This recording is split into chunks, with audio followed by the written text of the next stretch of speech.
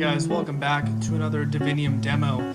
This is saber number 2 in my Zodiac 24-hour challenge. This is Pisces, and if you couldn't tell by looking, it is based on a Jedi Killer lightsaber. We got it with a blade right now.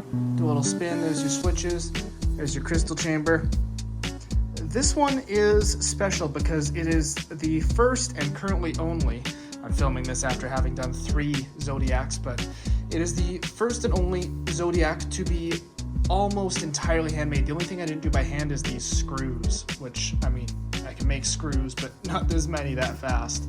And obviously the red wire. I believe this is film used. I can't recall. It's just what I had lying around. I know I picked up some film used from KR Sabers years back, but without further ado, let's get into it.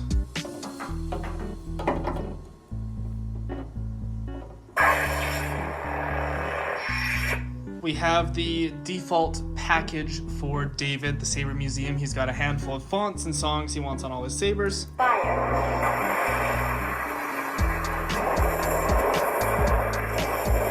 not going to go into too much detail because this video is really just to show off how to use the saber. So blade retention is right here, the topmost screw. We're going to loosen it and pull the blade out. We don't need to take it out fully, and when we're not putting a blade in, we're actually going to tighten it as it holds the shroud in. To access the chassis, it's very simple.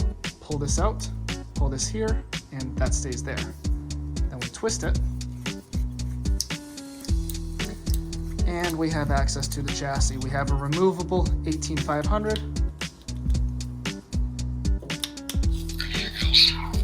and that's pretty much it. We can screw this back on, and putting it back in place is very simple, straightforward. Twist on, twist off, as you can see. Route it through, press it in, and it sits there nice and easy. It's a close-up at the crystal chamber.